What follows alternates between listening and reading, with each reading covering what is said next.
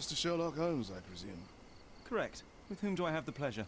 Emilio Esteva, happy to make your acquaintance. I am here on behalf of Mycroft, your brother. He's on his way to Cordona. In the meantime, he requests your assistance with a sensitive matter. My orders are to provide you with the details. You have my attention, Mr. Esteva. Mark Ridley, the son of General Arthur Ridley, is being blackmailed. Suffice to say, the compromising material is of a delicate nature. The matter is of no small importance to the Crown, especially given the status quo on Cordona.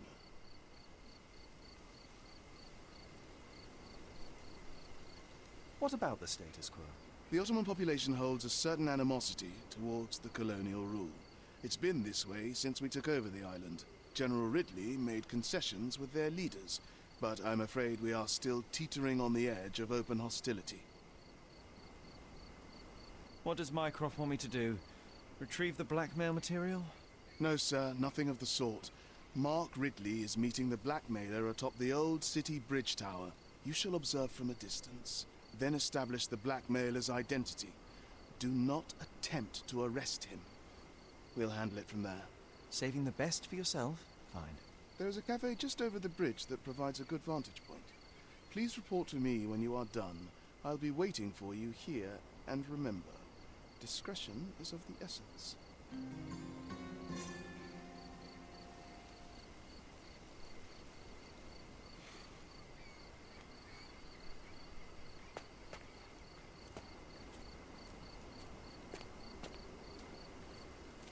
I imagine Goliath was surprised to find out his lady was not real.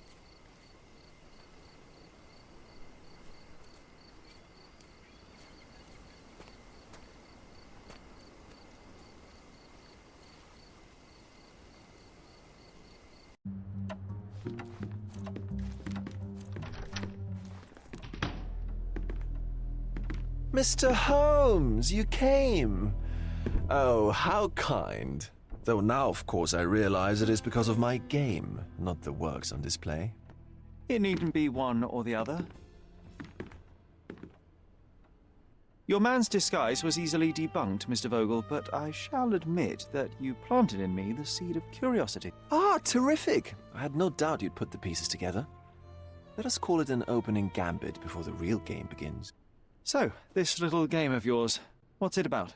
An enigma to solve. A locked area in the basement with no windows found brutally vandalized. I have no clue how it was possible.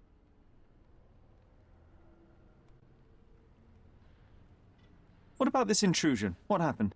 Last night, I was about to leave the gallery when I heard a noise downstairs. I went to the basement, but I didn't see anything out of the ordinary. It was admittedly a rudimentary inspection. It is not uncommon to get rats down there, so seeing nothing of note, I left and locked up the building. When I returned this morning, alas, I discovered that part of the exhibition had been torched, and there was no sign of the intruder. The mystery being, of course, that all the doors to the gallery were locked exactly as I left them. And the door to the basement is the only entrance? Correct. Tell me you're not intrigued. And this locked area downstairs, what exactly was it? The under gallery. It's always shut, and I'm the only one with the key. Ah, so this is your private collection, not part of the gallery. Oh, no. It's an exclusive exhibition of eccentric pieces. Only a select cadre of artists, investors, and collectors are admitted. Not everyone deserves to have their eyes opened. Well, this matter is certainly within my wheelhouse. This intrusion troubles me. Please take a look around if you're willing. The under gallery is through the door at the end. I will see what I see.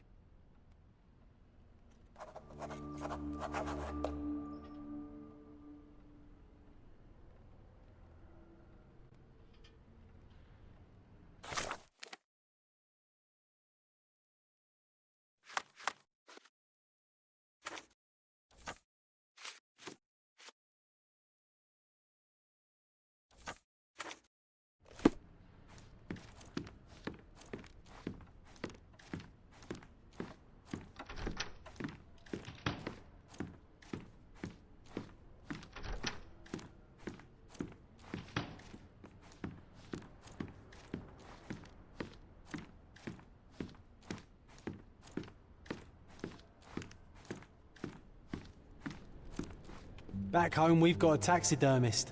He's gonna have a heart attack when he sees what I bring him.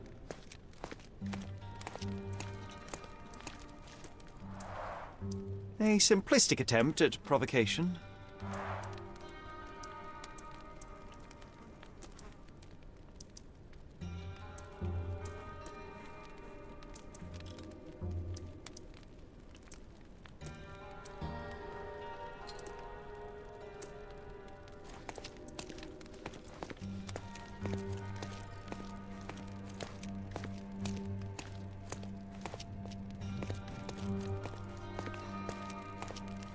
A true artist never shows an unfinished piece.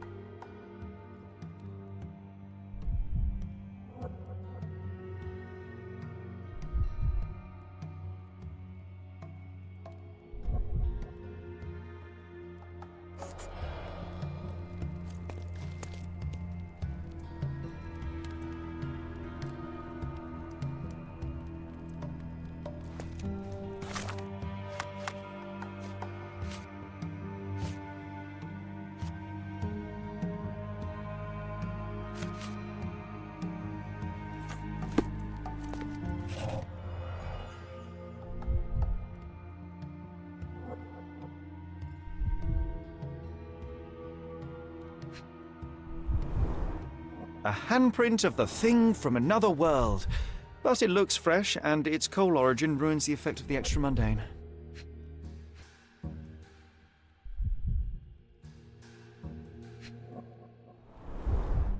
Sherry, how about some company in that dreary chamber of yours? Leave my loneliness unbroken, John.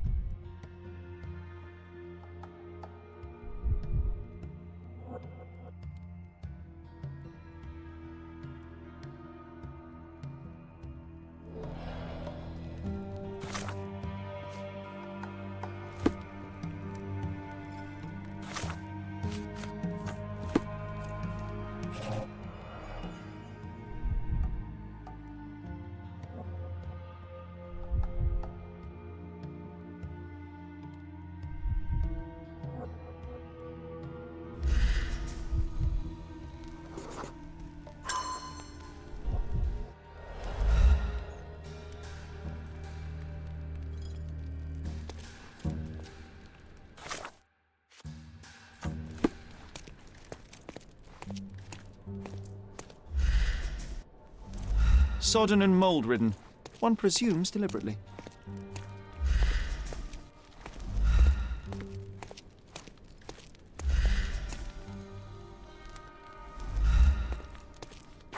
Closed with a metal bolt.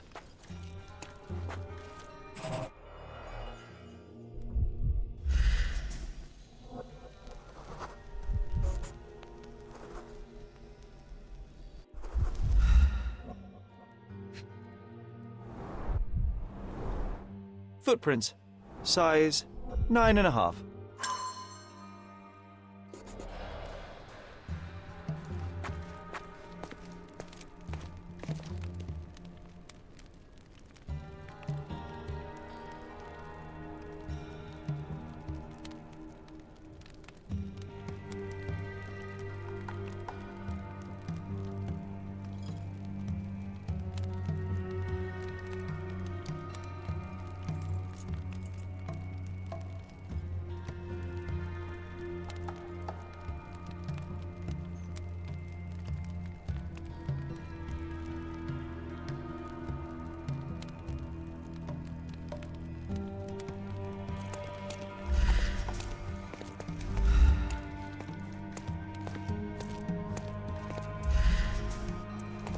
sodden and mould-ridden. One presumes deliberately.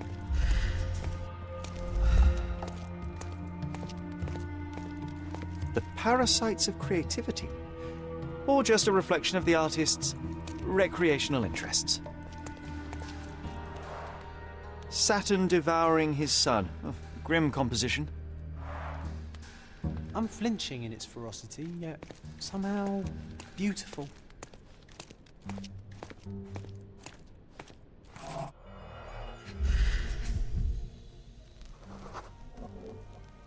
Ugh, sheer vandalism. Only an ignorant person could do such a thing.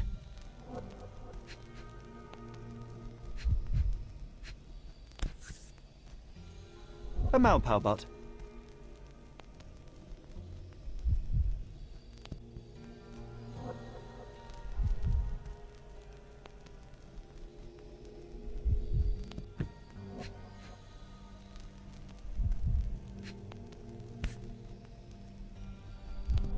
Coal fingerprints. I think we're looking for a man with a coal moustache.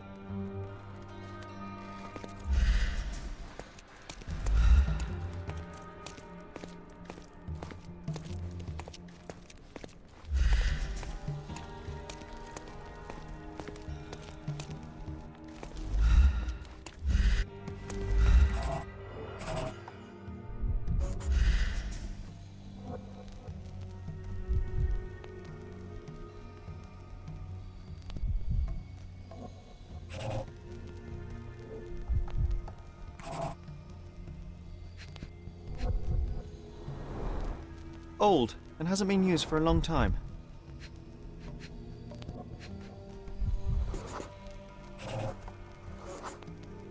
The left step's length is shorter than the right. It indicates that the walker was lame.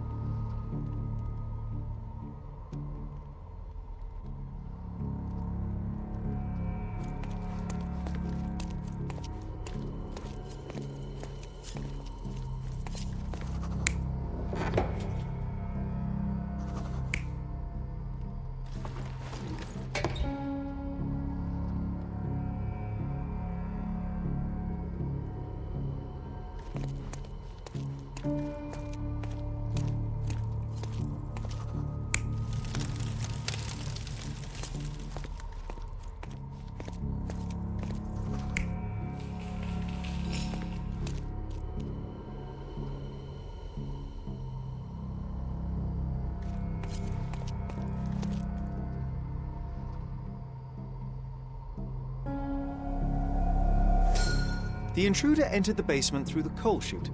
He used a magnet to open the hatch bolt. He accidentally pushed a shovel to the floor. Vogel heard the noise. At the sound of his approaching footsteps, the intruder hid inside the coffin. When Vogel entered the basement, he failed to notice anything strange and left without properly checking. The intruder waited until Vogel had left the caravanserai before burning the paintings in Wilde's room, but the vandalism was a cover for the theft.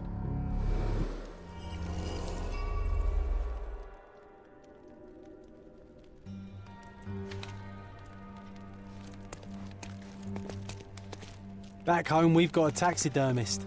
He's gonna have a heart attack when he sees what I bring him.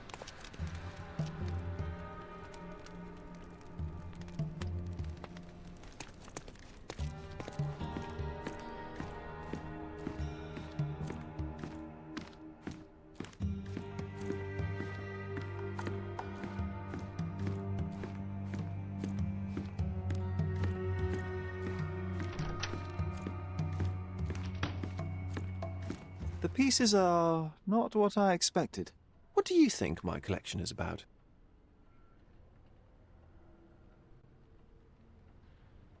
Extravagant paintings have been left to rot in a basement. A commentary on decay and the crumbling of society, correct? I don't know. Well, that's absurd. Of course you know. It's your gallery. There is no one answer, no singular truth, but many filtered through the subjective mind. That forgetting, embellishing, lying machine. Besides, what's wrong with a lie if it makes life more interesting? What's wrong with a lie? It corrupts the ability of others to behave freely and rationally. Men never act freely and rationally anyway. It matters not what is or isn't in the end. The only important thing is how you feel. And I simply want to feel and consume as much as I can. Don't you? Feelings are simply one's animal ancestry trying to wrest back control of the brain. I try to avoid the distraction. You try not to feel, even in a place like this? None of it moves you? To be frank, I struggle to maintain even a whit of interest in art. But Mr. Holmes, it is joy incarnate, mankind's greatest achievement. Mankind's highest achievement above all others is objective and rational thought. I see then why you dislike art, for it means whatever you want it to. Or perhaps, Mr. Vogel, I was lying. Aha. Mr. Vogel, my investigation has revealed that the intrusion was not merely vandalism but theft. The limping visitor left your place with a canvas. That's very impressive. This thief was familiar with the gallery and he was sporting a limp. Do any of your clients or artists come to mind? My, your attention to detail is remarkable, Mr. Holmes. I should introduce you to Bosch's works. Alas, I'm afraid I cannot suggest a culprit. The fire was a clever attempt to hide a stolen painting, even if it didn't fool me. I found the remnants of an empty frame in the pile of ashes. The canvas had been removed. Do you know which paintings in the Wild Room may have interested a thief? Were any particularly expensive? Those pieces belong to a well-known artist named Boniface Mercurio. They're controversial, but not of a notably high value. The intruder entered the basement through the coal chute. He used a magnet to open the latch and dislodged the shovel while doing so. That's the noise you heard yesterday. When you went downstairs to investigate, he hid in the coffin. It seems I should have checked the space more thoroughly. There's something more, is there not? I can see it in your eyes. Indeed. There is another intriguing angle. I recently received an anonymous offer for one of Mercurio's works. The sum was more than fair, and indeed could have saved Mercurio from his artistic poverty. But he declined it. Was it a performative whim? Some artists lionize pain and hardship as if their work would be worse after a meal and a hot bath. I cannot tell. But not only did he refuse the deal, he insisted on displaying the painting in the public space. I was hoping to change his mind, but artists are a special breed of stubborn. What was depicted in the piece? A bound woman, wrapped in robes, being penetrated by a red devil that stared at us, the viewer. The beast had numerous tails growing from his back, and a large crowd gathered around the pair, silently watching the orgiastic scene. Okay, well, given the nature of the other works on display, it's hard to see why that one stood out. What could possibly be its value? The evaluation of art is very subjective, Mr. Holmes. After all, art is everything. A poem, a bruise, the beads of sweat on your beloved skin. Even a masterfully solved crime. I'm not sure I see the connection. Regardless, the painting was one of a series called The Sabbath Night in Cordona. The works depict sex, violence, and other controversial acts that life, for better or worse, contains. Ah, I see. I'm not sure that you do, but that can wait for another time. So where can I find Boniface Mercurio? I know he lives somewhere in Old City, but couldn't be more specific. He's a prominent figure, so finding him shouldn't be a problem. Well, I believe I have enough to begin. Thank you, Mr. Vogel. Your gallery certainly has unexpected depths. I'm delighted to have been able to please a friend. In return, I expect you to come back with good news. Or at least with a good story.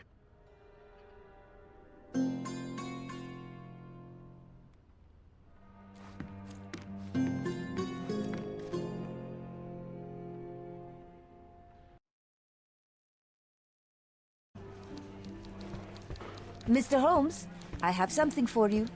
Mr. Holmes, I see what you're up to. Mysterious stranger pursues betrothed woman. But please, let us keep things professional. I have in my possession an envelope containing details of a special assignment for you. Tell me, are you interested? I believe I am, but to be very clear, Miss Sertle, my interest extends to the message and not the messenger. So he claims he's not a gal sneaker, seducing women everywhere he goes. Perhaps the truth is even more scandalous? Please spare me the speculation. Return to the matter at hand. A gang of smugglers, the Eels, have Cordona in their clammy grip. The British Empire can abide it no longer. Mycroft insists they be disbanded. But this organization only falls with the capture of their odious leader, Friedrich Panzer. And note well, I did say capture, not kill. Inside your envelope is a map marked with the Eels' warehouses. But alas, we do not know in which Friedrich Panzer resides. So even Mycroft has his limits. Indeed. You must be sure to identify the correct warehouse before entering. Because once one is compromised, the other's occupants will scatter. Here are all the files, and feel free to use the archive too. Again, do not enter the wrong location, nor see any harm done to Friedrich Panzer. Miss Sertle, if you're quite done with the redundant instructions, I shall get to work. Well, that's perfect. Tortured hero lashes out after rejected romance. Tomorrow's edition will be a sensation.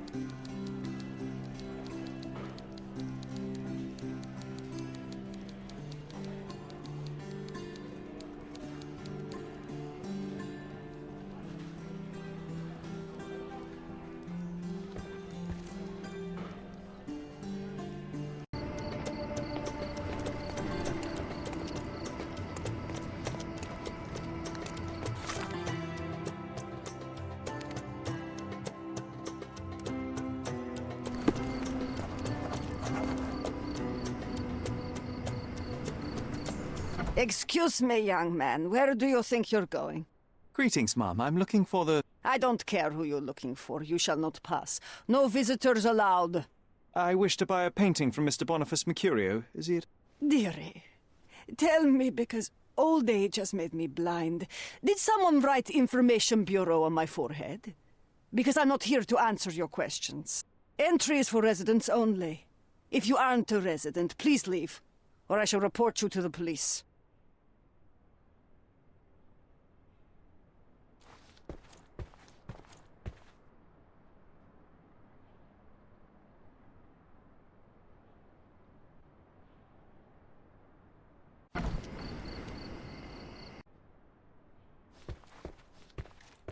Boniface, sweetie.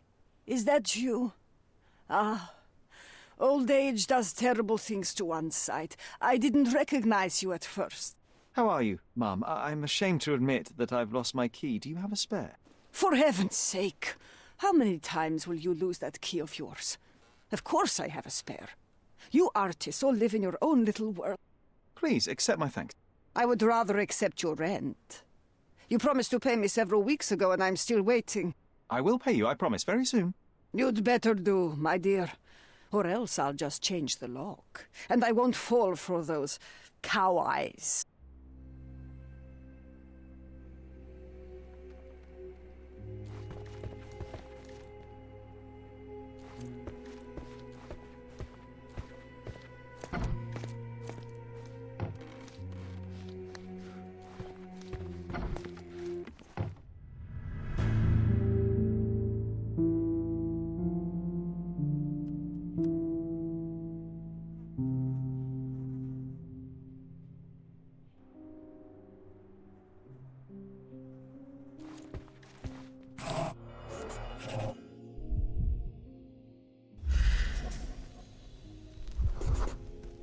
Judging by post-mortem rigidity, the body lay here for 1 or 2 days.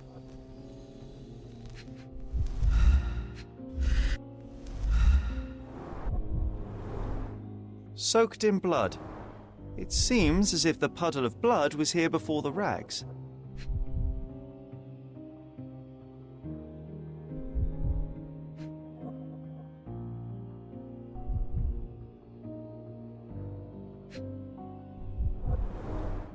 The wound is precise. It was inflicted by a razor or a knife.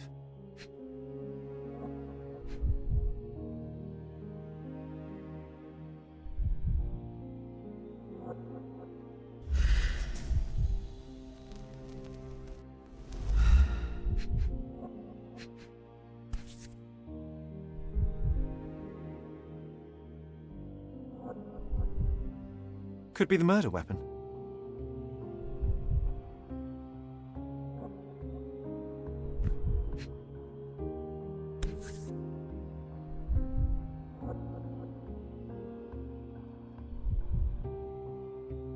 Could be the murder weapon.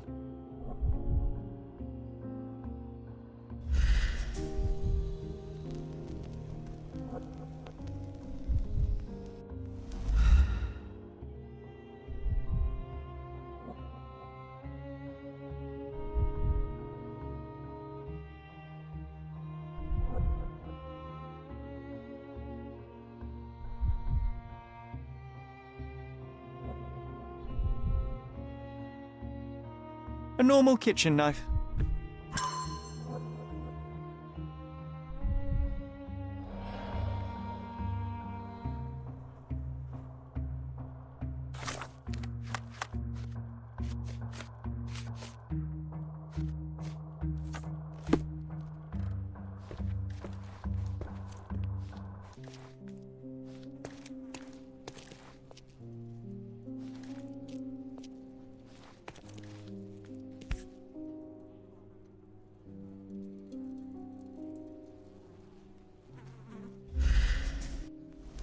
Look at this, John. Isn't it our stolen demon? The photograph was not pulled out in time. Such a waste of material.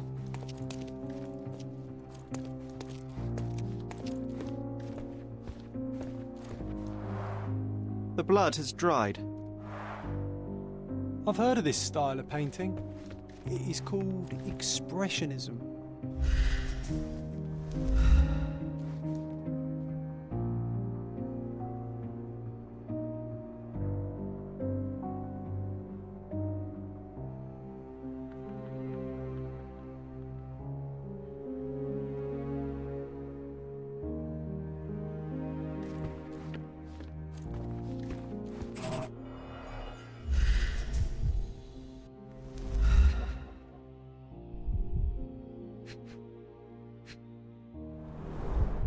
It appears the wine was truly awful.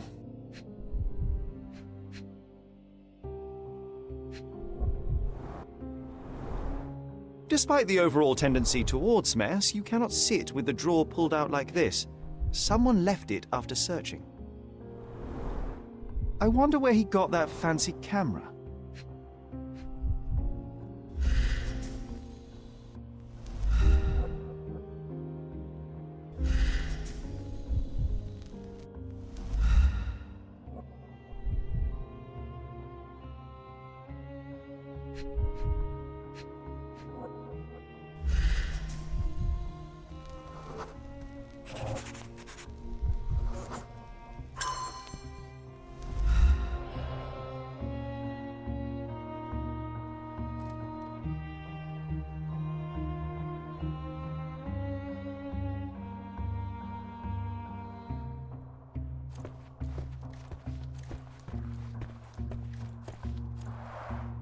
Red skin, tails on the back, reminds me of Werner's description of the stolen painting.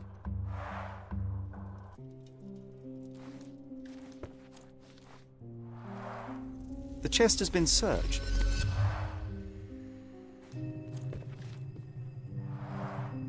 Aunt May whiskey, brandy bucks. Quite a collection he had here.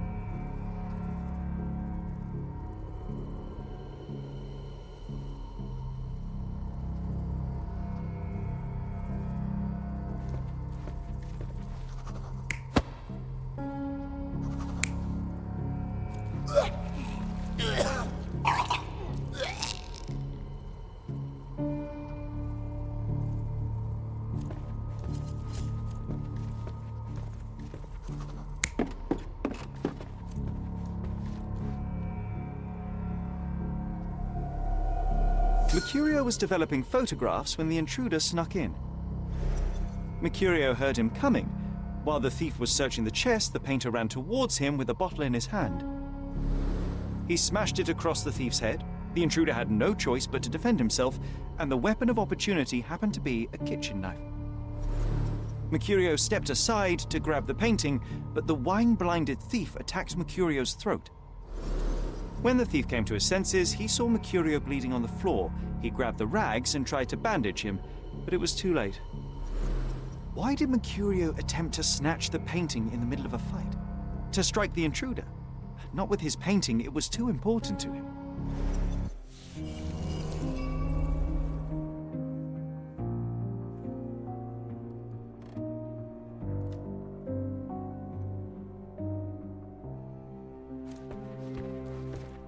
It's time for some chemical magic, John.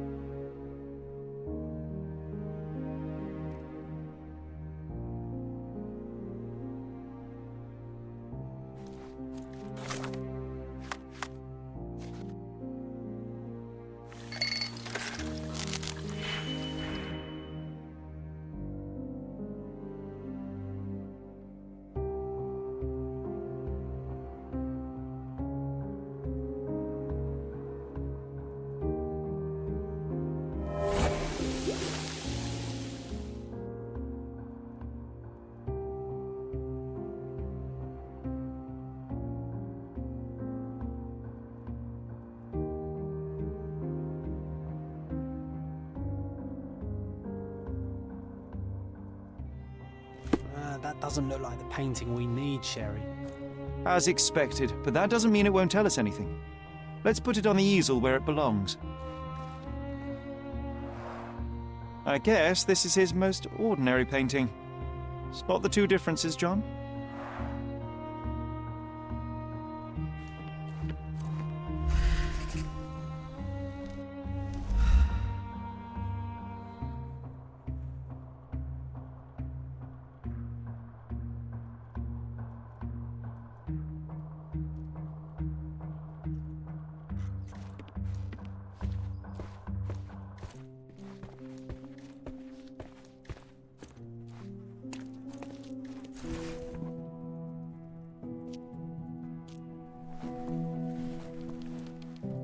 Monster was actually a man. Poor girl. John, you ought to be thrilled. We are now hunting the devil himself. What were you saying, Sherry? I was too busy sketching the scene, you know, crimes and such like, daily routine. Did you find something? A photograph. It depicts a man in a red suit with tails sprouting from his back and multiple people in masks watching the scene. It all adds up. But the act of love, it wasn't given willingly, John. It was a violation. And the girl, she was with child. Give that to me now. Did you recognize someone? No. Although the victim is not from Cordona, she is African. Look at the ritual scars on her face. Get that image out of your brain. You have to continue the investigation. I must speak to the landlady. Perhaps she saw or heard something. Sherry, you cannot tell her the truth about Mercurio. It will hurt her. John, that's illogical. Sooner or later, she will come here and discover a corpse, and I still need to talk to her. Just avoid mentioning corpse, all right? Stick to the character, tell her to call the police. I'll take that into account. And wait here. I've redrawn the people in the photograph. Now you can proceed with your investigation without those horrific details.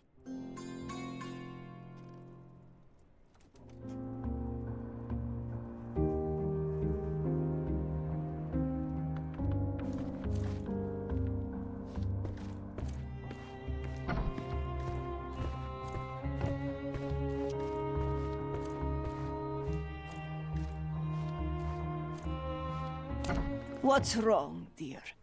You look like you've seen a ghost.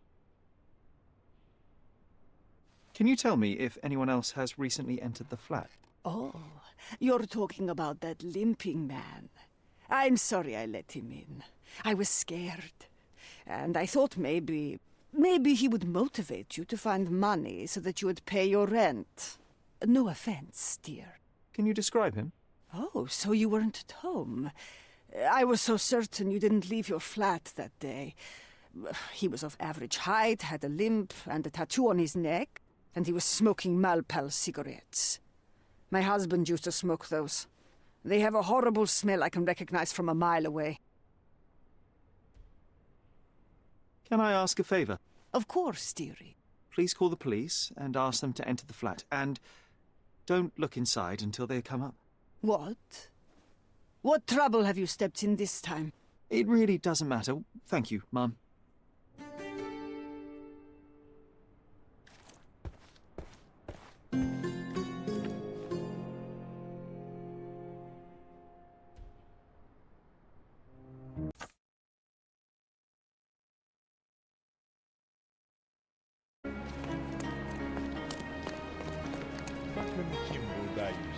Are you able to help me?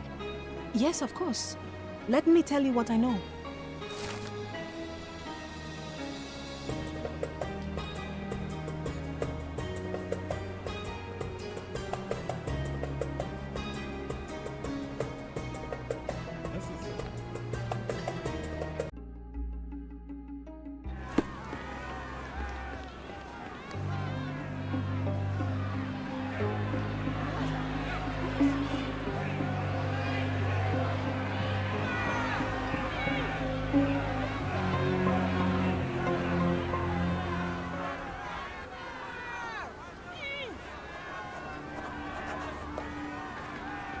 Murderers! They're completely livid. First they come to our land, then they murder our people. Sir, this place is off limits to the public. Please state your business or leave, or I shall request that the police escort you out. My name is Sherlock Holmes. I'm a private investigator. I'm looking for a witness for a case. A private investigator? Really? Even so, you're not authorized. I can't let you in. And you are? I'm Ronald Harlow, here to handle the refugee situation on behalf of City Hall. I'm the acting supervisor here, so I have full authority here to ask you to leave, or I shall order the police to detain you for trying to pass the blockade. Please, step back.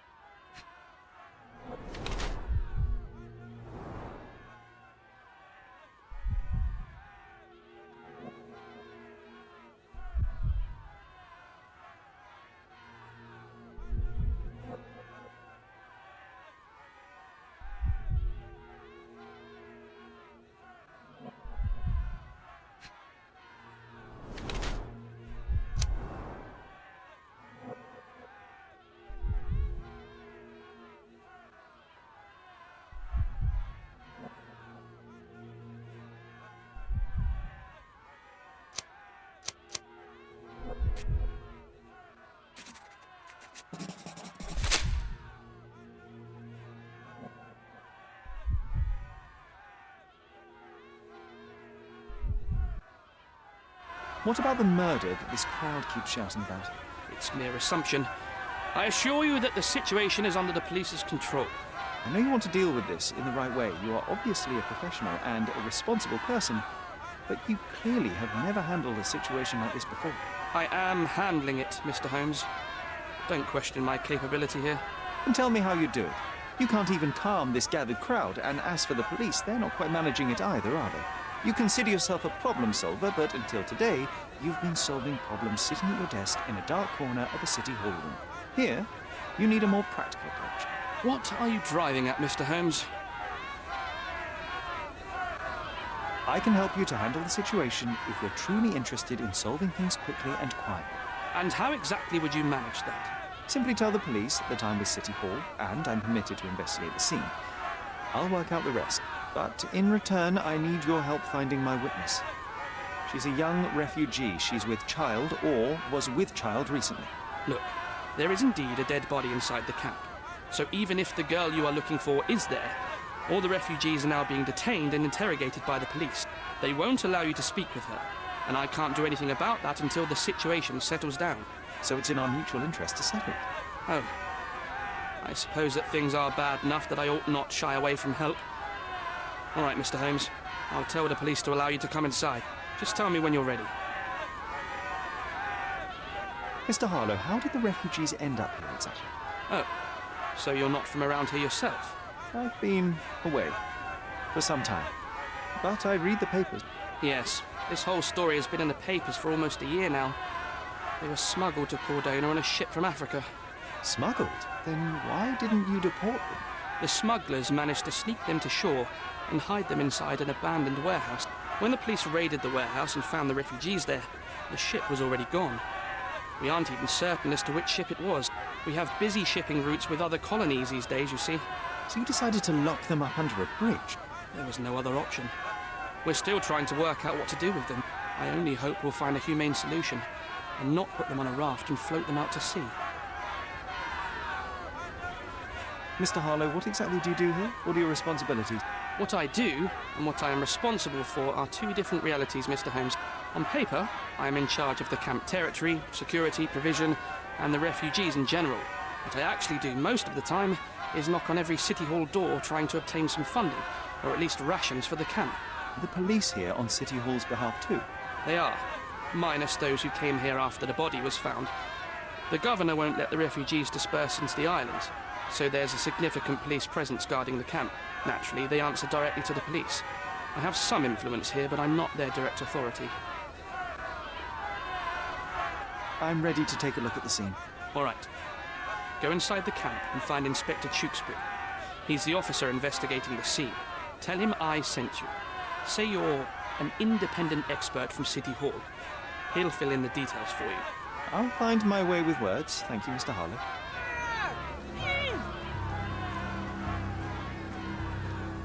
So they keep these refugees under a bridge like proverbial trolls. No wonder the people outside are so disturbed.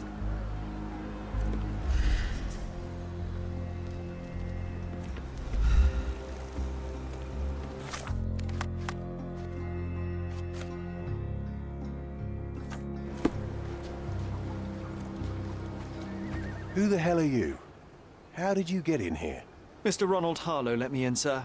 I'm Sherlock Holmes, a surveyor of refugee affairs with City Hall. You're Inspector Tewkesbury, I presume? A surveyor? What does that even mean?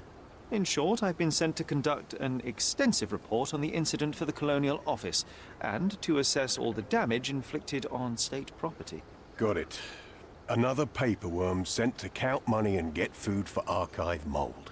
Go on, look around, but don't make yourself too at home. As if I didn't have enough problems before you appeared. Could you first tell me what happened here? What happened? People from the bridge above the camp heard a woman screaming and saw a mass of refugees attacking a man. Clearly not a refugee. When the camp guards came by, the man was floating in the sewage canal with a knife in his chest. Bam. A murder. Big news for Cordona. I'm sure. Thank you, Inspector. Do you have any suspects yet? You're joking, right? I've got a whole camp full of suspects. And if you ask me, this bloke had it coming. Better bury him and forget about the whole thing. And now there's a crowd gathered at the camp, and my superiors say we must thoroughly interrogate the refugees. At least those who can understand any English. Do you believe that your superiors wish to get rid of the refugees? I think that both our superiors would rather keep the story quiet. Since that's an unaffordable luxury now, they're looking how to protect their public image.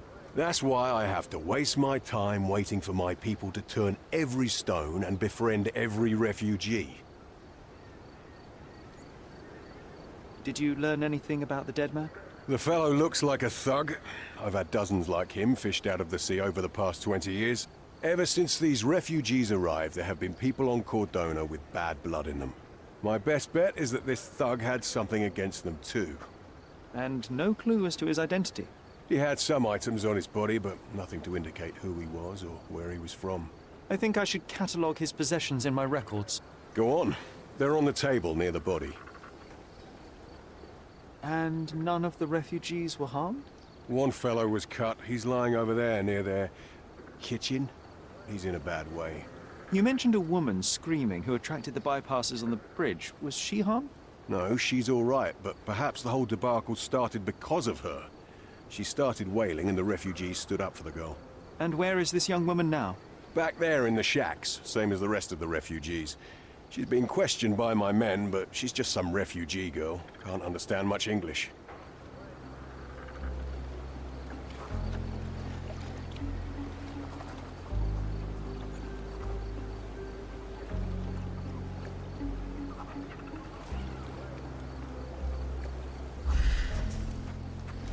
Here we go again. Number of hours on Cordona before stumbling upon another dead body? 0. Clearly a left handprint here.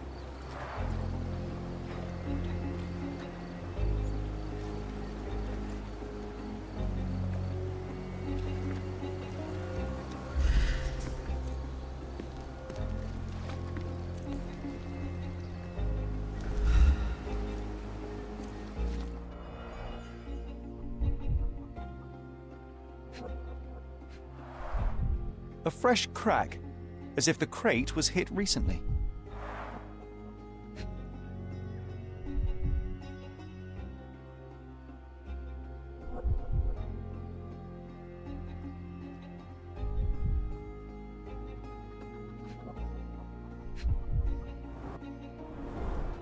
Someone bled profusely here.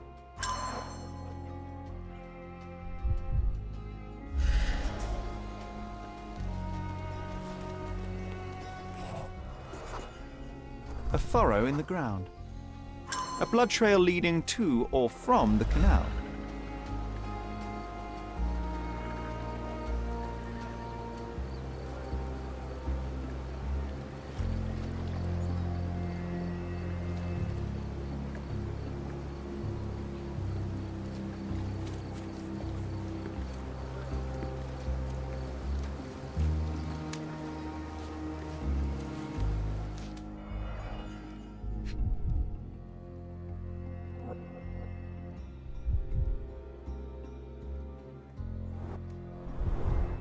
Malpal, soaked with salt water. 1,000 pounds. A fair sum, especially considering British currency isn't very common in Cordona. A simple leather sheath. Perfect for a dirk.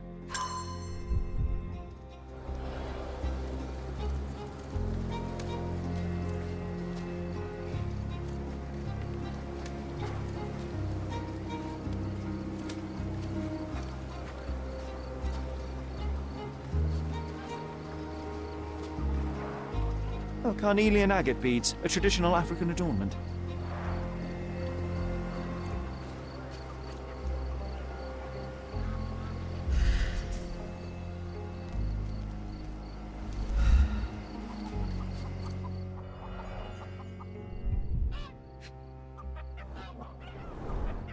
The blood sprayed off the blade after the strike.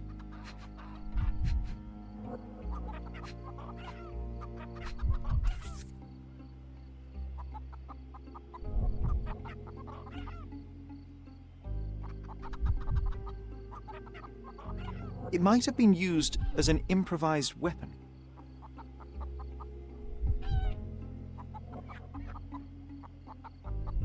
No hint of blood or impact.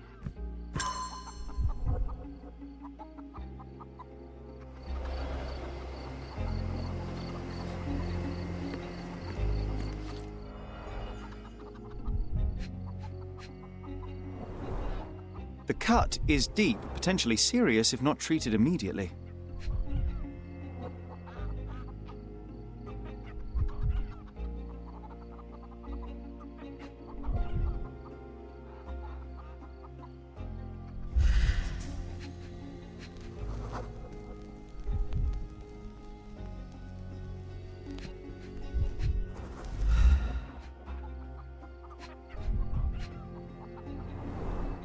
He is in shock, feverish and dehydrated. Sherry, you know first aid. Surely you have a duty to help this man. You can't leave him to certain death.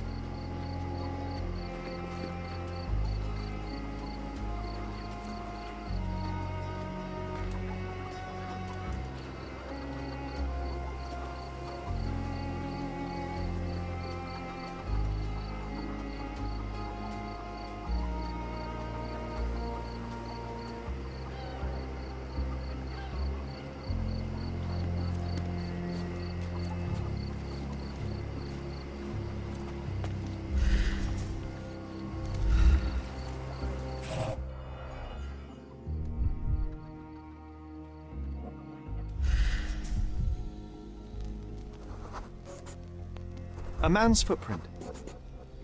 A heavy boot with a worn-out sole. Police boots. Always happy to trample evidence.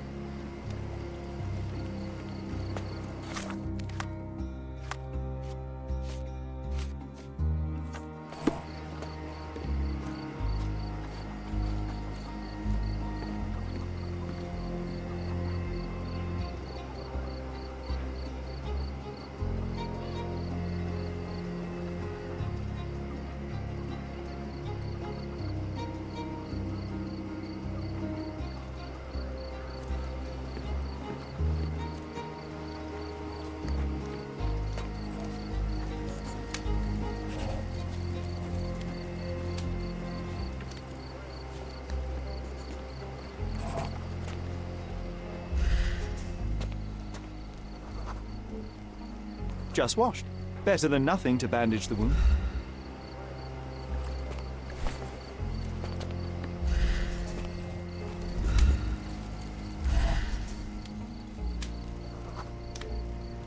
I'll use it to create a solution.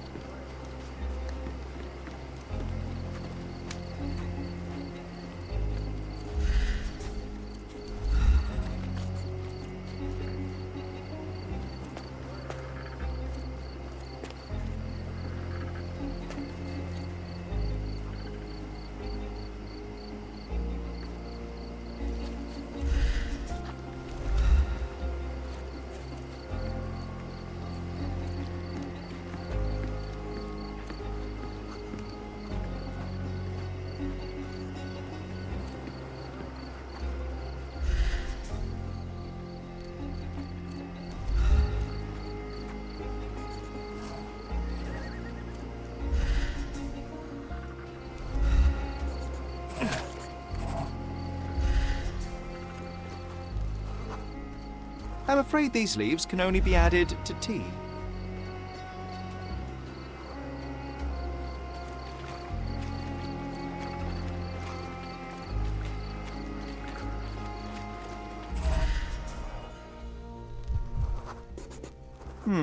Coal dust under the nails. I don't see much coal around here. An interesting tattoo. Does it mean something?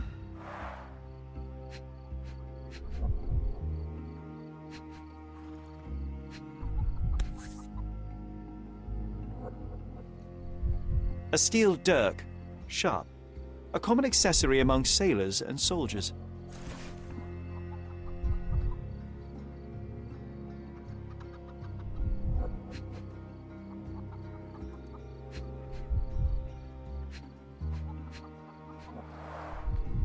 Heavy boots, with one sole far more worn than the other.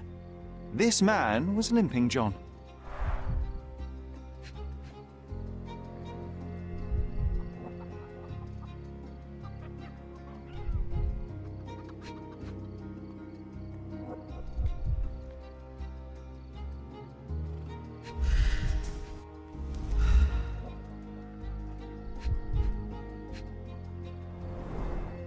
I'd say the blade penetrated upward, however the wound is too messy to be certain.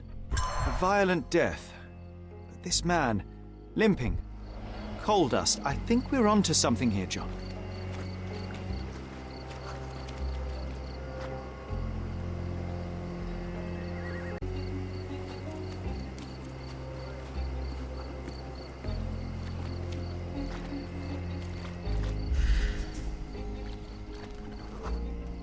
I can use this to stop the infection from spreading. I've collated all the ingredients, now to prepare the first aid solution.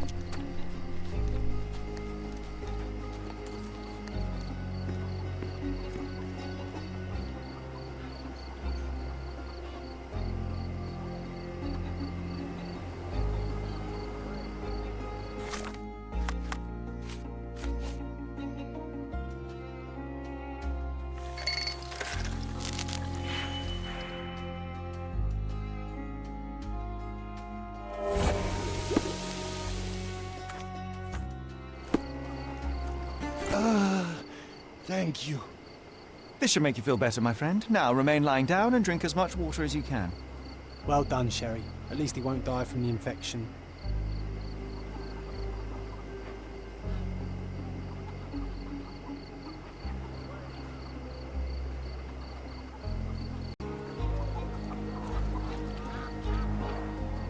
Someone was dragged against their will. You know what? I'd like to understand. What? How did our dead man end up inside the camp in the first place?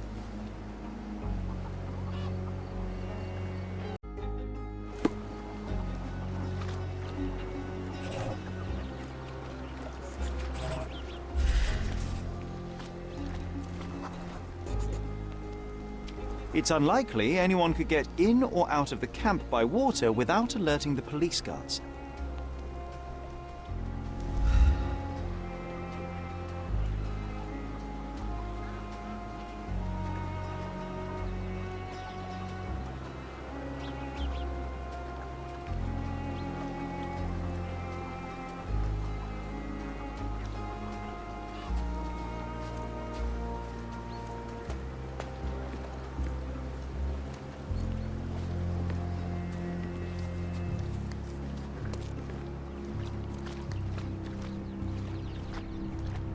If they find out about the passage, everything will go to hell.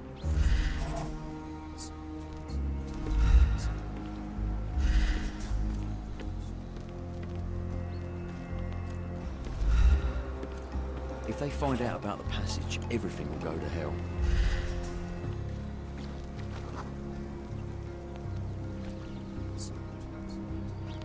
If they find out about the passage, everything will go to hell.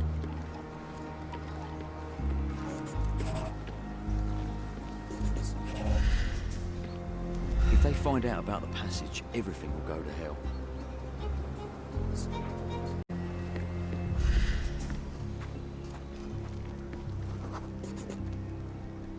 No, it's too short for these walls or cliffs.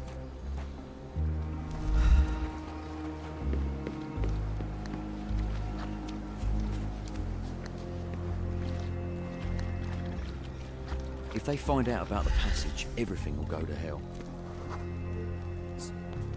Sealed shut. I doubt our man could get through these grates.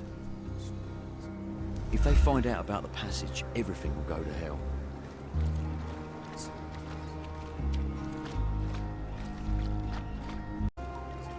If they find out about the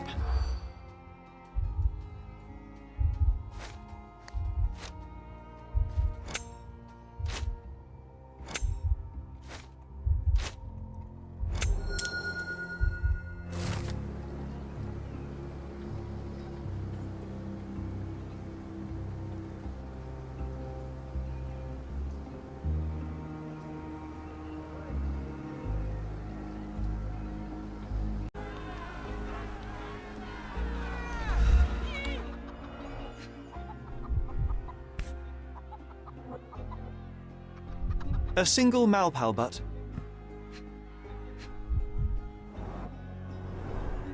Roadman's cigarettes. A brand highly regarded by law enforcement officers.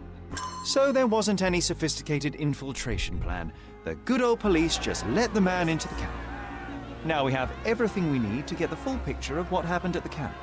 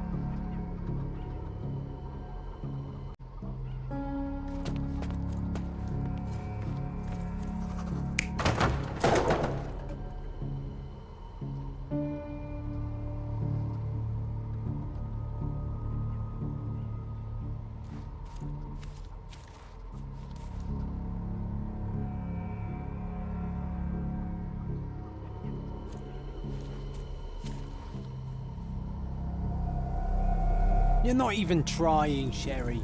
Concentrate.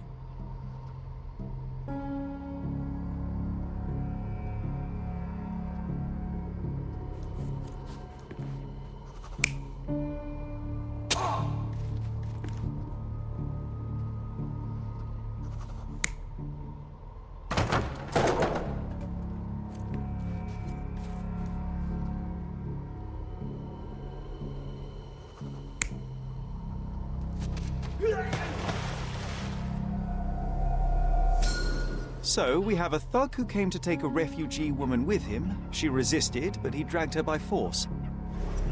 One of the refugees stood in his way, armed with a stick, yet he could do nothing against a cutthroat with a blade.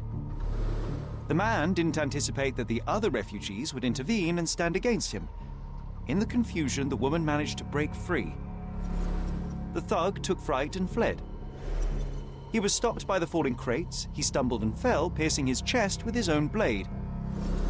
However, the wound didn't cause instant death. He managed to stand, but still bleeding, he lost his balance on the bridge and fell. Before all of this, the man had freely entered the camp through the main entrance. The police admitted him after they had a short smoke together. You live by the sword, you die by the sword. In our man's case, it's the same sword.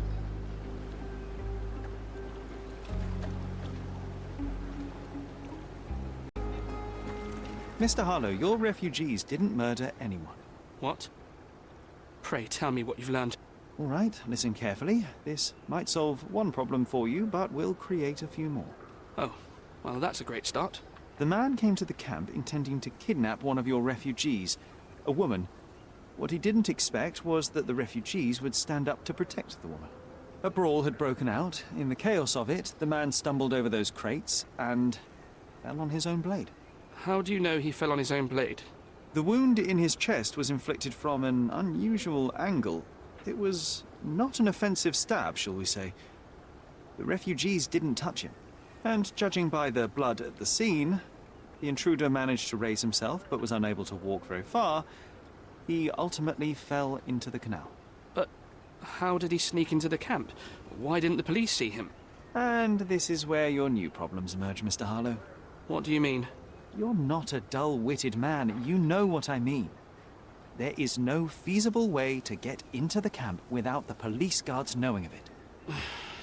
The pile of mess I had to sort out has just become bigger, but somehow that doesn't surprise me. Anyway, I thank you for your help, Mr. Holmes. I'll take it from here. Meanwhile, I'll make sure the police aren't detaining the refugees any longer. You can go back in and look for your witness. You think one small clock can make any difference in this place? Who knows, John? Just one ill-fitting cog could make the whole machine crumble.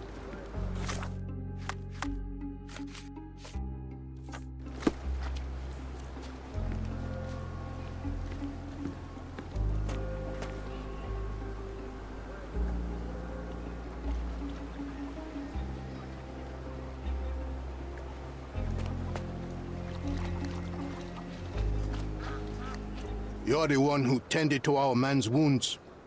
I thank you greatly. The police didn't allow us to help him. The police will leave you alone now. I've proven to them that the man who came into the camp died due to his own foolishness. Thank you for standing up for us. But nobody would help us without a reason. You're here because you want something. Yes, I do. I need to speak with the girl drawn here. The dead man came for her too. He wanted to take the girl away, but we won't allow her to be hurt again. What do you want from Nayla? Nayla.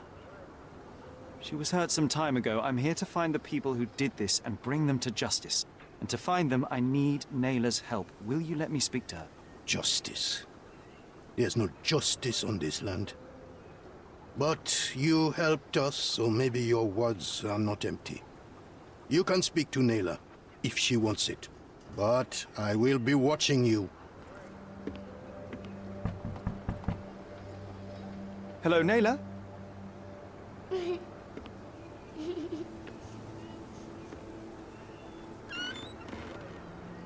My name is Sherlock. I know someone hurt you. I am here to help. I'm trying to find the people involved and bring them to justice. Please. There is a photograph, and I'm sorry, it is terrible, but I simply must ask. Where did this happen? What can you tell me about these people? Christ, Sherlock. Nayla, I'm sorry. I'm not very good at this. You come here for me, but you are rude and cruel and condescending. A cross. The man had this cross. Now go away. Leave us be. I do not need another white man's help.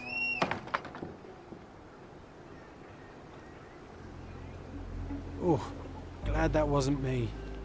Not my best work, John, by a long shot. Nayla doesn't want us meddling. I'm starting to wonder what this all achieves. But she helped you anyway. Now we know that maniac's face and the cross he wore, we can still catch him.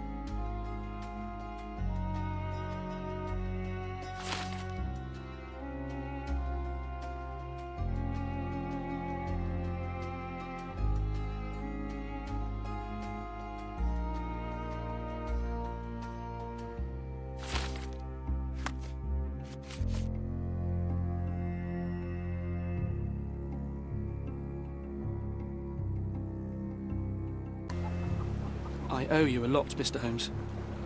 You still here?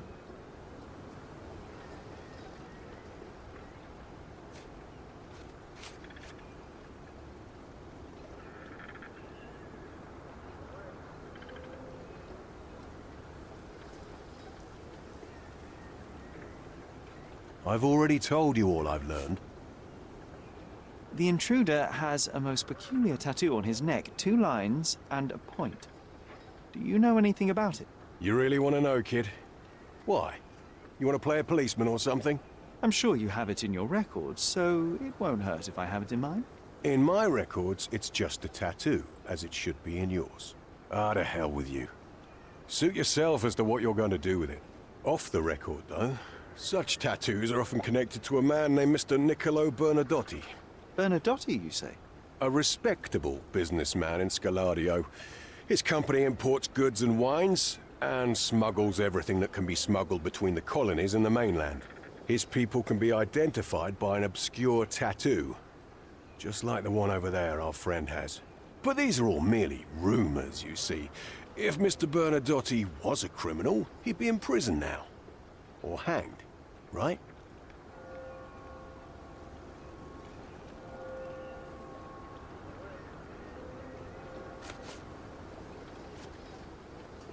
The guards at the sewers were speaking about taking refugees out of the camp. Do you know anything about this, Inspector? Less than you do, obviously. And this doesn't bother you as an officer of the law?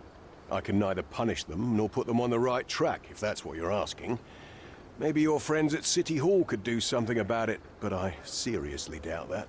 To be honest, I'm sick and tired of being frowned on for my uniform. If those fine gentlemen you've eavesdropped on are in some shady business, that's on their heads.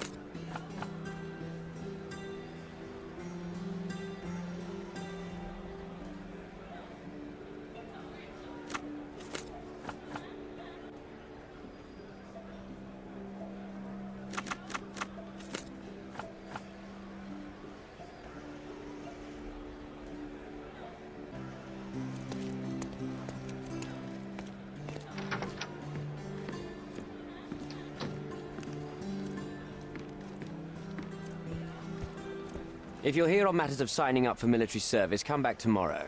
Our department needs to straighten out some business.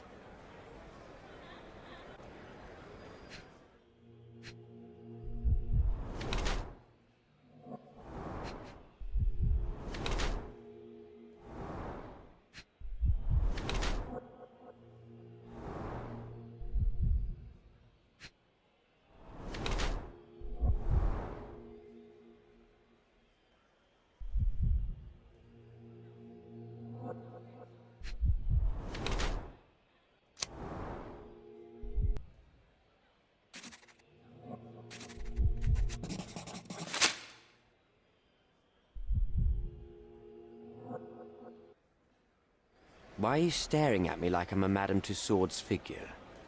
Didn't you hear what I just said?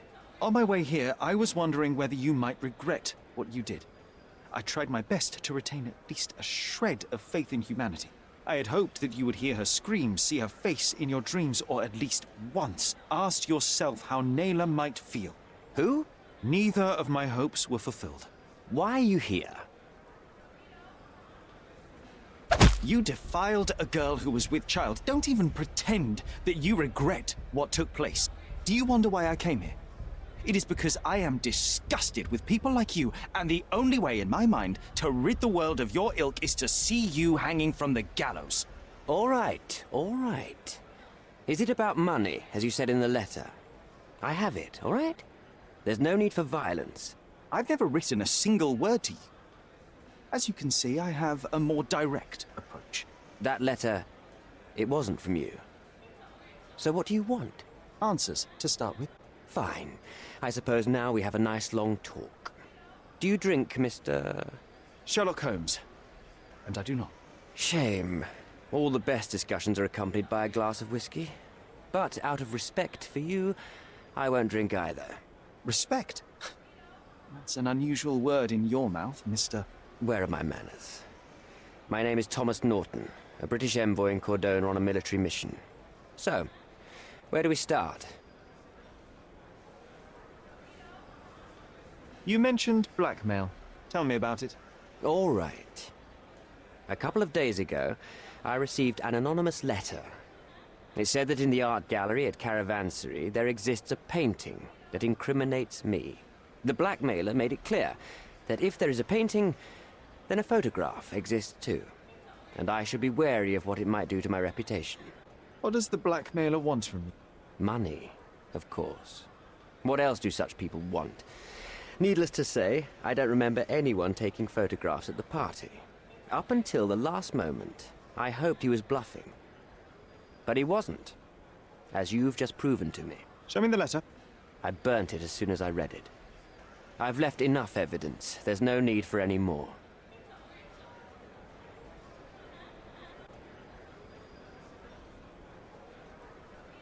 Boniface Mercurio. Does the name mean anything to you? He's an artist, right?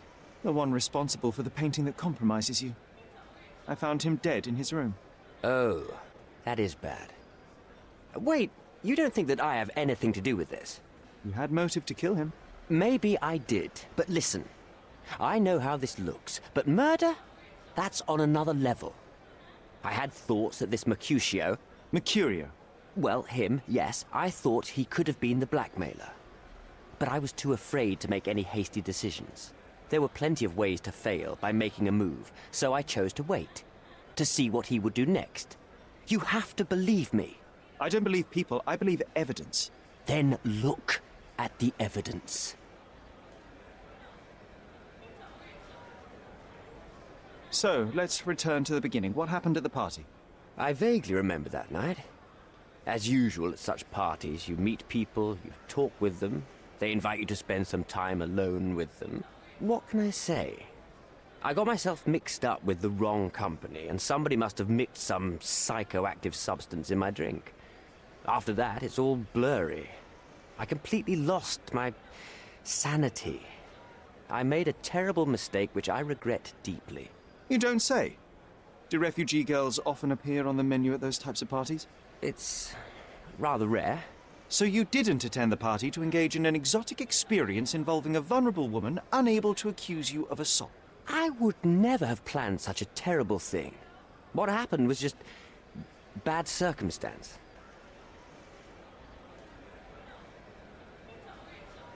The painting that depicted you in the image of the devil was stolen by a mercenary. Did you have anything to do with it? I might be a rotten person, sir, but hiring criminals for illicit purposes is not in my daily schedule. And buying the painting in an attempt to hide the crime, is that on your daily schedule? What would you do in my situation? I would never put myself in such a situation. You're young. I could never have imagined myself in my current position, yet here I am in front of you. We all make mistakes, Mr. Holmes, and I'm no exception. Mr. Holmes, I've built my entire career on hard work and uncompromising dedication to the Crown. I made a mistake, but I'm not a villain from some cheap adventure fiction. By putting me behind bars, you will benefit precisely no one. Rotting in prison is the least you deserve, but I have a better idea. You will make amends and help the ones you hurt.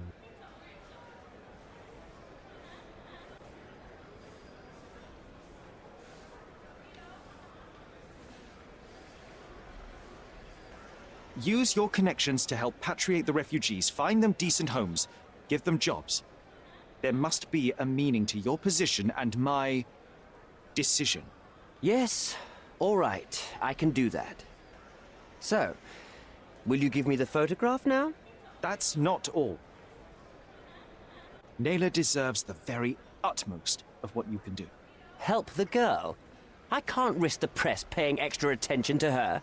I will do anything except that. I need to think this all through. Don't do anything foolish in the meantime. What makes you think you can decide what's best for these people? Such is the arrogance of British imperialism. I take your point.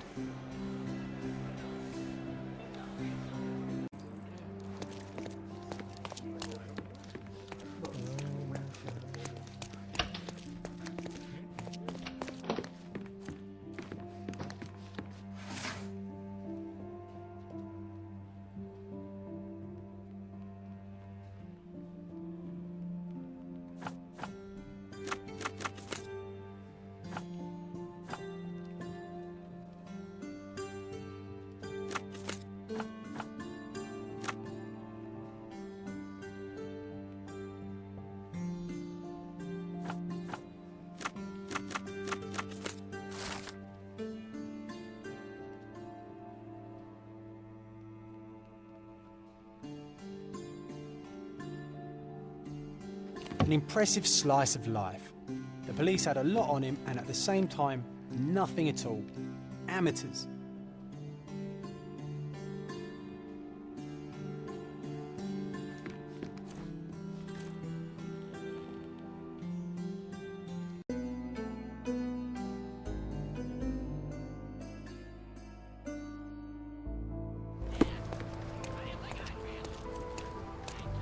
These workers don't look like your average Cordona folk. They're refugees from the camp. That's our way in, Sherry.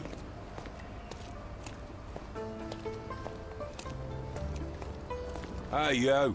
This is private property. You lost something. My name is Sherlock Holmes. I'm investigating a robbery, and Mr. Bernadotti may be just the man to help me with... You a copper? I have nothing to do with the police. Mr. Bernadotti isn't seeing anyone. You have 3 seconds to walk away, or you'll never walk again. Capito? It's in Mr. Bernadotti's best interest to... 1. I did try.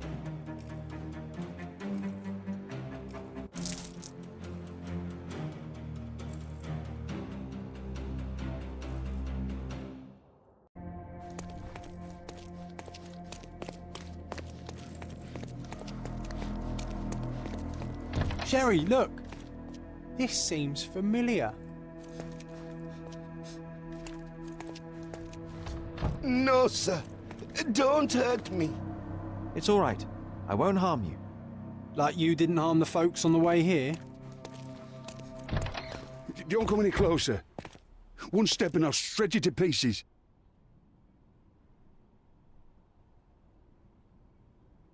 Keep standing in my way and no one will ever see you again. Righto. Yes. Yep. Well, excuse me, sir. I think I hear... I've got to... It's better I leave. Whoa. Oh, wow. That was as if somebody put my words in your mouth.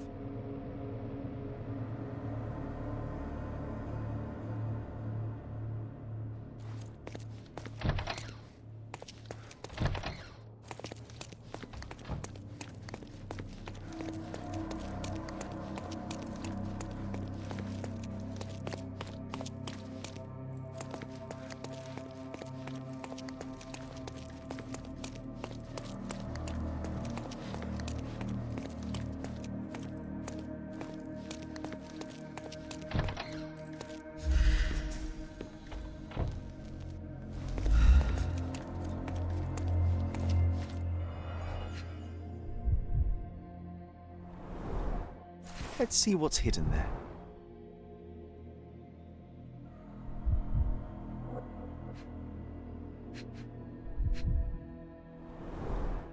Vogel's stolen painting. Isn't it curious how it developed into a much more interesting case?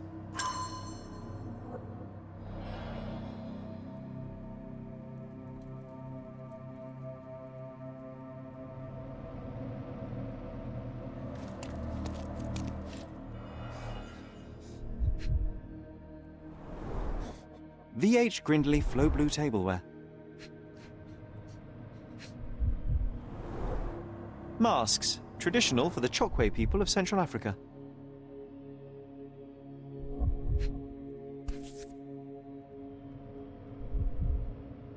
A Dogon statue from West Africa. A century old at least. This is what lies behind the facade of Bernadotti Company Limited.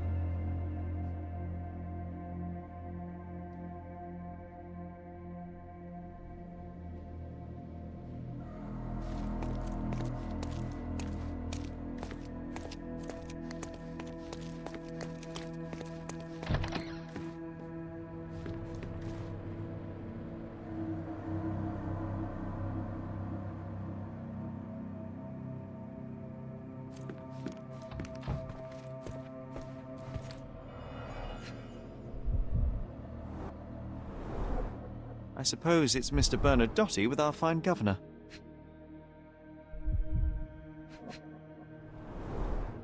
"1875. It's taken a few years back. John, how many people in Cordona have a photograph with the governor, do you think? You definitely don't have one.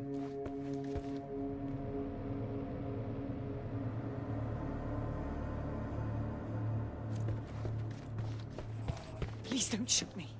I have a family.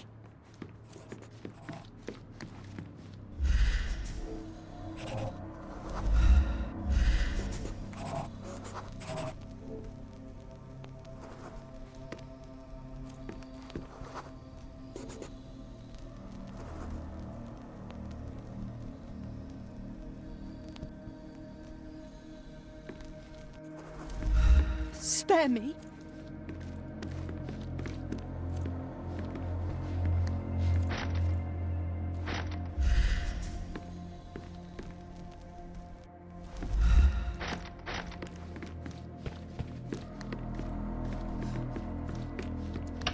So, you've cut through all the guards just to talk to me. Then come here, and we shall talk.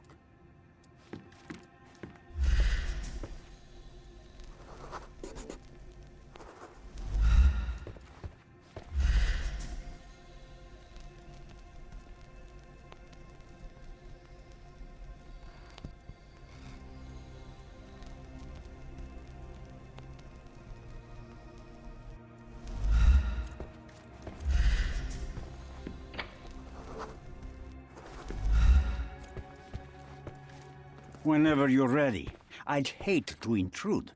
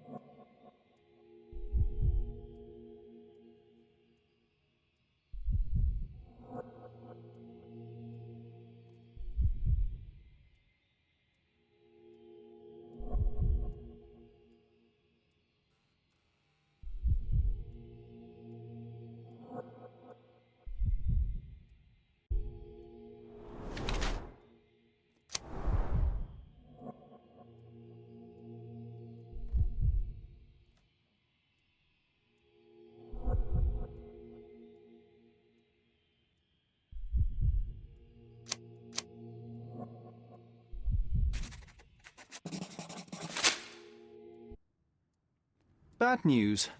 The thug you sent to the refugee camp only succeeded in stabbing himself. His next and final journey will be to the morgue. Hold your horses. Who the hell are you? Sherlock Holmes. And you are Niccolo Bernadotti, a smuggler, kidnapper, and notorious cutthroat, among other things. Few men would dare waltz into my office and address me like that. You are either overconfident or unintelligent. This is private property. Give me one reason why I should not shoot you on the spot. I am sure my friends at the station would call it self-defense. As I said, your man was found dead in the refugee camp. He was there to kidnap a woman, but the other refugees intervened to try and save her. The ensuing scuffle resulted in the man's accidental suicide. He sported the same tattoo as your men in this building. In fact, it also bears a resemblance to the one on your neck. Care to explain what business your man had with this woman? You have no idea what you are talking about. I can assure you this was no kidnapping. The refugees in the camp are on edge. What happened there is a tragic accident, one I am not responsible for. For what reason was your man there if not to abduct her? Why would I answer? You are yet to justify your presence in the slightest. Mr. Bernadotti, do you know the name Boniface Mercurio? I do not. Mercurio was a local artist. Recently, a man broke into his apartment, ransacked the place, and killed him. The thief was looking for something. You are testing my patience, boy. In a moment, the connection will reveal itself.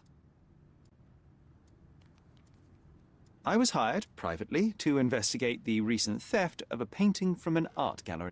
My investigation led me to a man from your organization, and thus, to you, Mr. Bernadotti. That is quite a stretch. Why would I need to steal a painting when I could buy anyone I wanted? Interestingly enough, I spotted the stolen painting in your storeroom. I buy and sell a lot of things, Mr. Holmes. Unfortunately, if this is true, it is not the first time I have been sold stolen merchandise. I presume you were hired by the owner of the gallery. Tell them to contact me, and we'll sort out the situation. So, this painting is why you broke into my office. So many words, so little action. When you barged into my office, Mr. Holmes, I got the impression you wanted to talk business. Now I see you had come just to talk. Tell me exactly what you want, or get out. It was necessary groundwork for what comes next. I have enough evidence to conclude that the gallery thief, the artist's killer, and the dead man in the camp are all the same person. Your time is almost up, Mr. Holmes. Before you draw your gun, there is one final detail I am yet to mention. The young woman your man was tasked to collect from the refugee camp had been defiled at a perverse masquerade party. That violation was captured in a photograph by Boniface Mercurio and used as a reference for his painting. The photo shows the attacker's face. Finally. That's why you're here, Mr. Holmes. You have the photograph. It is what your man was after when he broke into Mercurio's apartment, and it is what you're after too, isn't it, Mr. Bernadotti? You have the photograph with you? How much do you want for it? I am not naive enough to carry it with me, but I am yet to decide what I shall do with it. I know the man in the photo is a British envoy. What interest do you have in his downfall? I must admit, I am rather impressed by how comprehensively you have pursued this matter. And so, you deserve the honest answer. My business dealings are often arduous in their bureaucracy. A man in his position, willing to look the other way, could ease my work significantly. In return, I will make sure no one looks his way either. A favor for a favor. Also known as blackmail, the modus operandi of any true professional. It was not originally my idea. Mercurio set things in motion, extorting the envoy for the most trivial of ends. Money. In response, the envoy hired my man to retrieve the painting and the photograph, eliminating Mercurio's leverage. I only learned the whole story after the artist was killed in his home. And rather than extricate yourself, instead you took over Mercurio's venture. It fell into my lap. As a businessman, I simply seized the opportunity. Now, how much do you want for the image?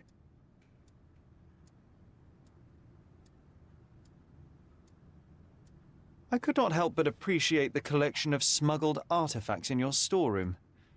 You have rather diversified your business. Oh, high and mighty of you, Mr. Holmes. Not all smuggling is immoral. I pay generous rates to developing cultures and spread their culture to eager buyers. And furthermore, I supply many immigrants with a taste of home. A very convenient way of thinking. I have traveled wildly, Mr. Holmes. I've seen people in far-flung lands for whom my services are a lifeline. Without them, they would starve. The tax on cargo is often so absurd that it would be more profitable to simply sink your ship than dock it in the harbor. And trust me, I am speaking from experience.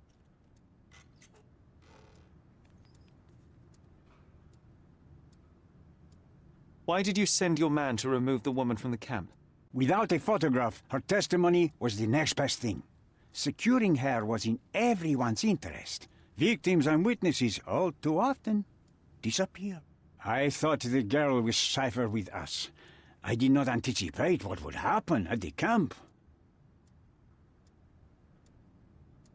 I saw refugees from the camp at your warehouse. They work for you. I have made certain arrangements with City Hall and the police. Thanks to me, refugees can work and be paid. It's a pathway to freedom. And how much do you save by capitalizing on their cheap labor? I have heard no complaints. They seem happy just to get out of that slum. Why should I give you the photograph? Just name your price. What if my price were not money?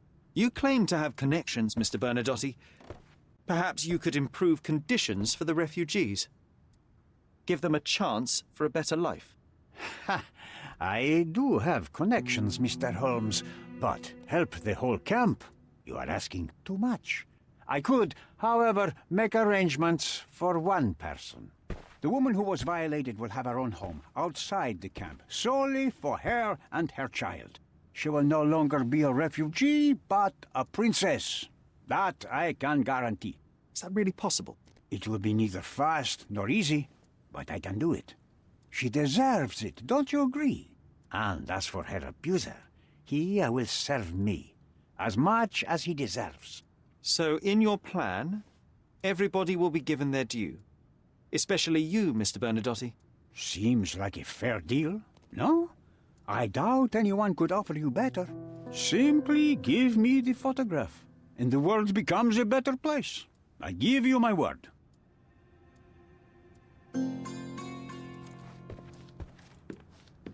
The front door's now open, sir. You can leave through it. If you want, of course.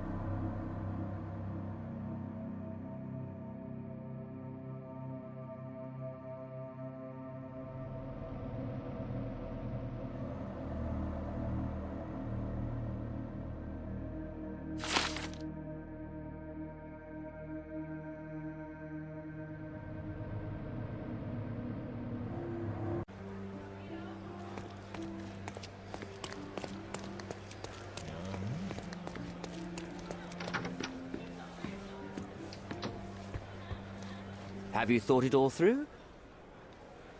Almost. The refugees, what will happen to them? Well, I wouldn't be standing here in this fancy office if I didn't know how to pull the right strings. In fact, it's the only thing I know. The local governor will receive a decree signed by the House of Lords containing a request to patriate the refugees in the name of the Crown. From where did you gain such influence? I never asked you how you found the photograph. So don't ask the magician how he performs his tricks. But how can I believe you? Ugh, I presume you do believe in my selfishness. The initiator of the refugee salvation will be none other than the British envoy, savior and protector of those in need. It's a win situation for me, too. Now, what about the photograph? You deserve to be punished, but the greater good is what matters here. I won't bargain it for justice for Naylor. I'm glad that this situation is over. It will be over when you settle the matter of the refugees. You have my word, Mr. Holmes.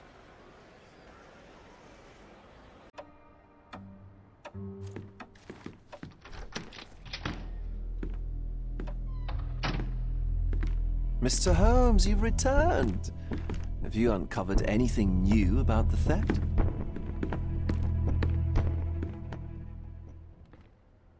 I've brought news, but not all of it will please you. Fill me in, Mr. Holmes. I won't shoot the messenger. I located the thief, but found him rather cold.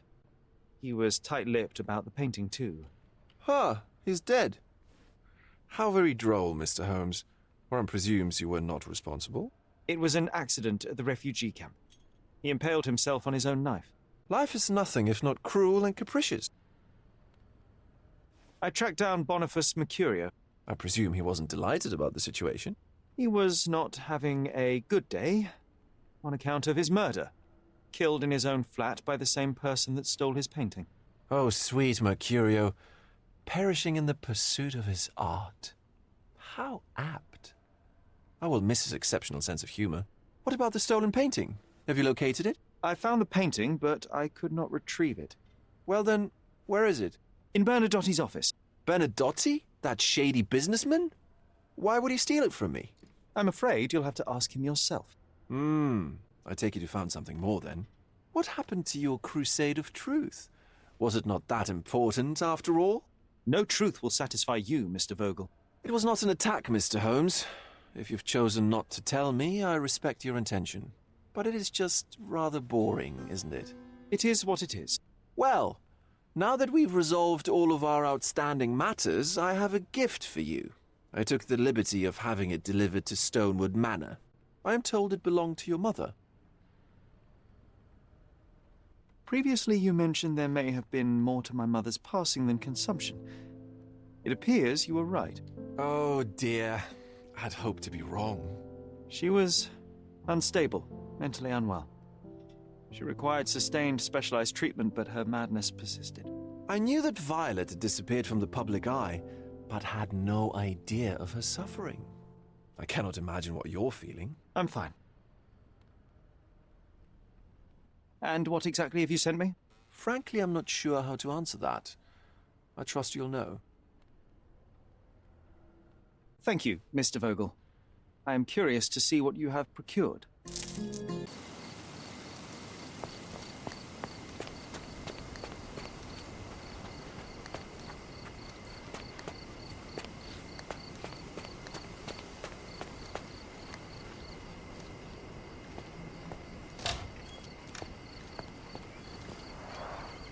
It's a bizarre object, and yet oddly familiar.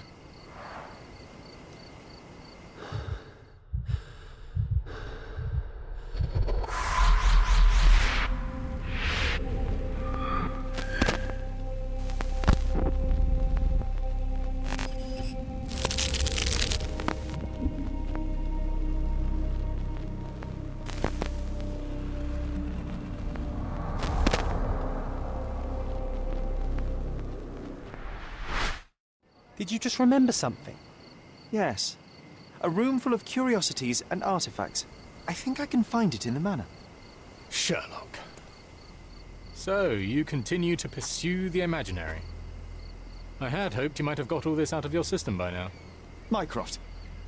What are you doing here? Get out of my house. It's my house, actually. I've come to bring you back. I have no interest in returning, let alone with you. I know you lied about Mother all these years, claiming she was merely ill, but she was unstable. She never had tuberculosis. She was not recuperating, but mentally deteriorating, and you never once thought to tell me. How dare... I shall not indulge this petulant tantrum. You can just tire yourself out and then slink back to London with your tail between your legs. Just tell me everything! I'm an adult now. Show me the basic courtesy of an explanation. You know I will find out eventually. The goal was stability, and that's what you got. The right thing for everyone was to try and move on from her passing. The consequences of one's actions determines what is right or wrong. Yes, exactly. The ends justify the means. After leaving Cordona, Sherlock, you had a normal childhood. In London, I was able to support you, guide you, shape you into a fine and productive young man. You have so much potential, so much to offer society. But that's not the end. Now I found the truth, and it has shattered everything I knew about her, about you, and about myself. I feel unstable because of you. Your actions were not justified. Lying never is. Oh, grow up, Sherlock. It was a white lie which has as much use in the realm of the interpersonal as the international. It is time you come to accept that some things are bigger than yourself. Oh, you are full of it. You like to pretend you care about the big picture, but it's just an ego trip. You like knowing more than others. You like greasing palms and rubbing shoulders with the rich and powerful. You like having eyes and ears everywhere. The fact it helps the nation is incidental, because all you care about is yourself. It's true. I have agents everywhere, including Cordona. If you weren't so damn stubborn, you'd realize that means I'm only here for you.